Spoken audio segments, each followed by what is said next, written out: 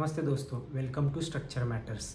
एक हम नई सीरीज़ चालू कर रहे हैं जिसमें हम सिविल इंजीनियरिंग के कुछ इंटरेस्टिंग फैक्ट्स के बारे में डिस्कस करेंगे।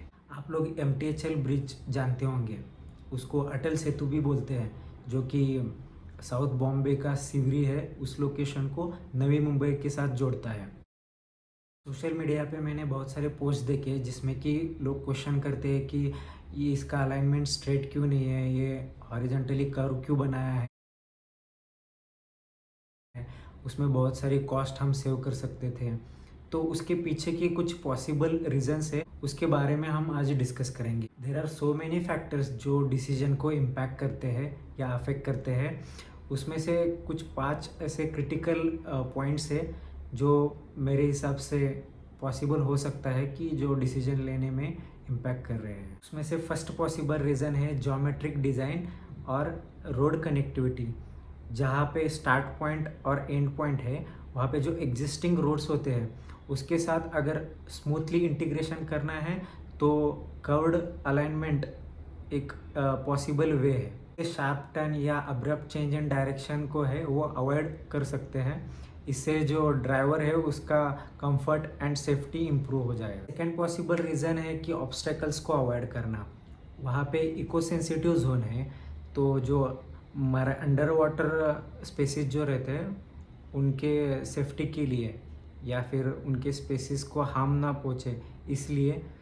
और वन मोर थिंग इज़ कि अंडर वाटर यूटिलिटीज़ भी वहाँ उस एरिया में बहुत ज़्यादा है, तो उसको भी डिस्टर्ब हम नहीं कर सकते। थर्ड पॉसिबल रीज़न है कि नेविगेशनल चैनल। उस एरिया के पास में नेहरू फोर्ट है, जवाहरलाल नेहरू फोर्ट। तो वहाँ पे नेवी एंड कार्गो के बहुत सारे शिप्स जाते हैं, उनका एक चैनल रहता है, तो उस चैनल को हम डिस्टर्ब नहीं कर सकते। तो उसके हिसाब से पियर या फाउंडेशन के प्लेसमेंट भी करना पड़ता है, तो मे बी स्ट्रेट अलाइनमेंट के साथ वो पॉसिबल नहीं होगा। फोर्थ पॉइंट जो है वो ज्योमेट्रिक डिज़ाइन से रिलेटेड हो सकता है कि जो हमने जैसे थर्ड पॉइंट में डिस्कस किया कि नेविगेशनल चैनल है, तो जो शिप है उसको पास होने के लिए कुछ स्पेसिफिक वर्टिकल क्लियरेंस होना ज़रूरी होता है। तो उतना क्लियरेंस अगर हमें अचीव करना है तो ब्रिज की हाइट बहुत बढ़ जाएगी। तो हम अगर स्ट्रेट रखते हैं तो उसका लॉन्जिट्यूडनल स्लोप जो है वो बहुत बढ़ जाएगा। उससे जो व्हीकल्स उस पर राइड कर रहे हो उसमें डिस्कम्फर्ट आ सकता है और छोटे या बड़े व्हीकल्स को नेविगेट करना भी बहुत डिफ़िकल्ट हो सकता है।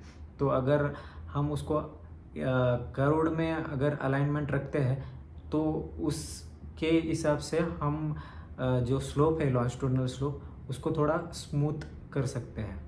और एक पॉइंट है कि and start and and location पे जो एग्जिस्टिंग रोड के साथ इसका कनेक्शन है, वहाँ पे हमें इंटरचेंज बनाना पड़ता है।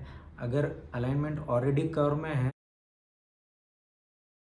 तो वहाँ पे लैंड एक्विजिशन का ऑप्टिमाइजेशन हम कर सकते हैं। And last point is aesthetical appearance. जब भी कोई ब्रिज की अलाइनमेंट कर्वेचर में होती है तो वो दिखने में भी अच्छा दिखता है। इस डिस्कशन से हमें पता चलता है कि कॉस्ट एक ही फैक्टर नहीं होता है, तो देर आर मल्टीपल रीजंस जो डिसीजन लेने में अफेक्ट करते हैं, जो कि ब्रिज के अलाइनमेंट फिक्स करने के लिए इम्पोर्टेंट रहते हैं। ऐसे ही सिविल इंजीनियरिंग से रिलेटेड कुछ इंटरेस्टिंग फैक्ट्स के बारे में हम नेक्स्ट वीडियो में डिस्कस करेंगे। Don't forget structure matters.